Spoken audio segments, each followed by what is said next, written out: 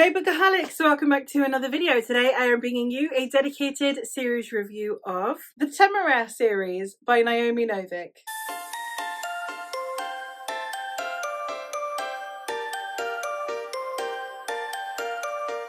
The Temeraire series is a historical fantasy that consists of Temeraire, previously titled His Majesty's Dragon, Throne of Jade, Black Powder War, Empire of Ivory, Victory of Eagles, Tongues of Serpents, Crucible of Gold, Blood of Tyrants, and League of Dragons. The Temeraire series is the Napoleonic Wars, but with dragons. In this story we are following Captain Will Lawrence, who is the captain of an English Navy ship. When his crew overtakes a French vessel that happens to be harboring a dragon egg, they decide to take action. Dragons are an invaluable resource in the war effort, and therefore it must be tamed. However, they are too far away from shore before this dragon egg will actually hatch, meaning that one of the crew are going to have to take the hit. So when the dragon chooses Will as his rider, so Will now must leave behind everything he has ever known to become the constant companion of the fighting dragon Temeraire. Where to begin with this series? It's a 9-book series, so a lot happens, and then in a way kind of not a lot happens. And we are following Will and Temeraire as they become their own force within the army and try and defeat Napoleon.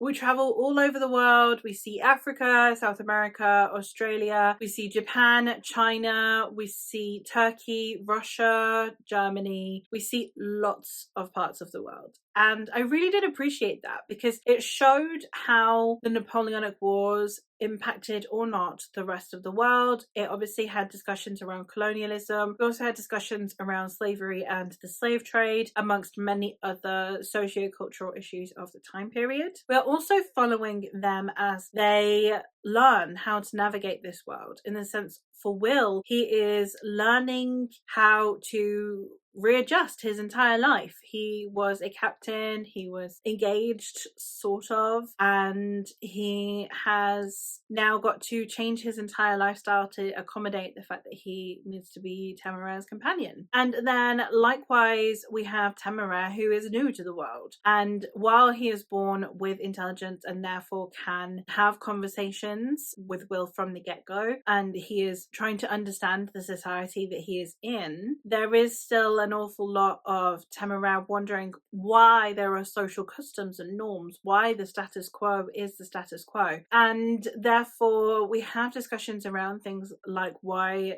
dragons are treated like workforce animals even though they are sentient. It also beckons the question about working animals, etc. So there are so many things that are discussed thematically over this series. It has some ups and downs. There were a couple of books that I didn't enjoy as much. I suppose that's to be expected in a 9-book series, especially when they're short and in a way somewhat episodic. This would really suit being like a limited series where you just have like 9 episodes and each book is an episode, because it is really episodic in nature. I do think that if we didn't have such a solid foundation in the first couple of books establishing Will and Temeraire's relationship, I would have struggled with this series. I really love the bond that they share. I love the way that Naomi Novik wrote the kindness and the understanding. There was no real melodrama with them. There was no third act breakup happening in the occasional book of like them falling out and pretending they'll never talk to each other again. There was none of that. Their bond was so strong. The way, even when they disagreed, it was on the basis of I understand where you're coming from, I just don't agree with you,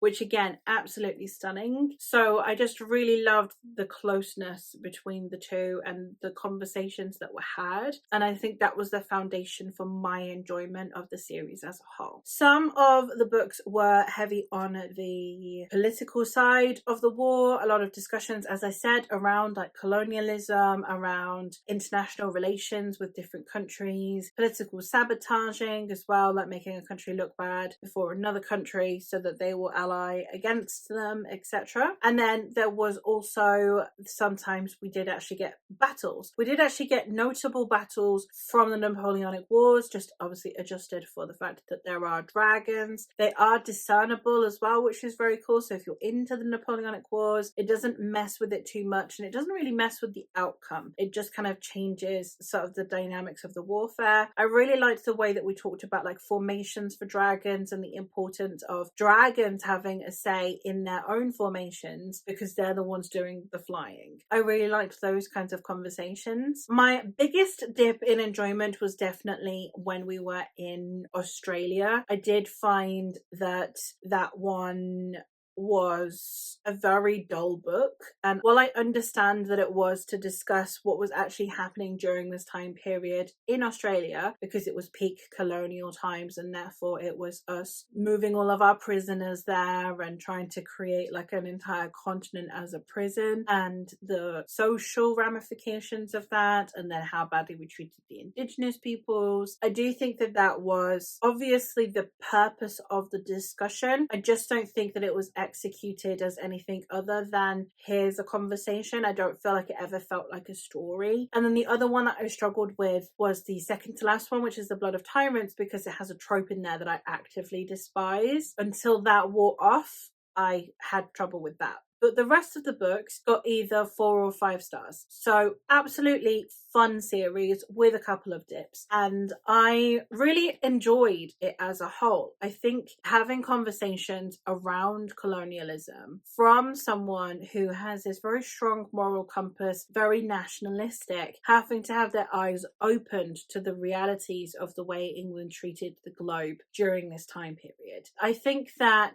even the notions of like vilifying France and Spain when England are possibly the worst, if not at least equally as bad as these other countries and their impact on the globe. It was a fascinating take on understanding why someone would be nationalistic or at least patriotic, while at the same time it's difficult to be that and have a moral compass. So I really enjoyed so many of the elements, especially that came with Will, who was a fascinating character to follow. I think personally that if you want a series that you can read like, just like one a month, plod along, work your way through, it was a really good series. I don't think that this is one that I would recommend binging, and that's coming from a compulsive binge reader, where my favorite way of reading and consuming a story is through binge reading. Not only because it's 9 books, and 9 books obviously is a lot to binge anyway, but I do think that the episodic nature of the series would potentially be a bit more tiresome if you were to read them all back to back. So